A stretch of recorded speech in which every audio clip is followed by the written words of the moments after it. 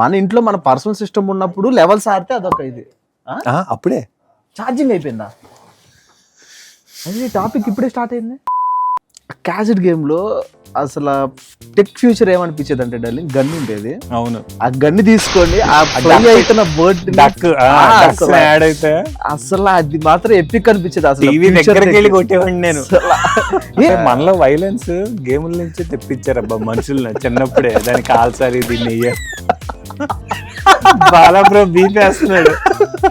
ఆ క్యాసెట్లకి స్టిక్కర్లు ఉంటాయి దానిపైన, దీని లోపల ఈ గేమ్స్ ఉంటాయని. అవును, ఎలా ఉంటాయి అంటే సేమ్ మన యూట్యూబ్ వీడియో thumbnail లో లోపలికి వెళ్తే ఏముండదు. ఆ డేస్ ఎండింగ్ లో స్టార్ట్ అయింది GTA Vice City.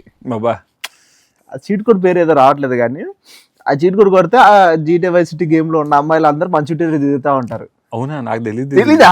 ఈ విసిటే లాడ్డాలి, అదొక ఫ్యాన్డమ్ ఫీలింగ్. నా చుట్టూ జనాలు తిరుగుతున్నారు.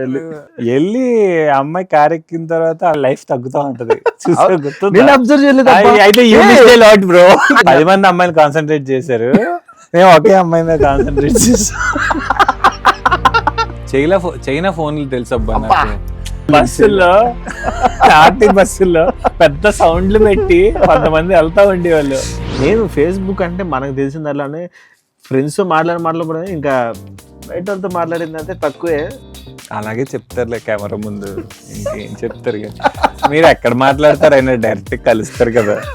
మెసేజ్ నువ్వు ఏదో అనుకుంటున్నావు. అమ్మాయిలు ఫాస్ట్ గా ఉండరు, ఫాస్ట్ గా ఎడిట్ నువ్వు చేసావు. ఏం బాలా సరే ఈ టాపిక్ టాప్ వేద్దాం. సరే అయితే పాప చాలా లేట్ అయిపోతుంది.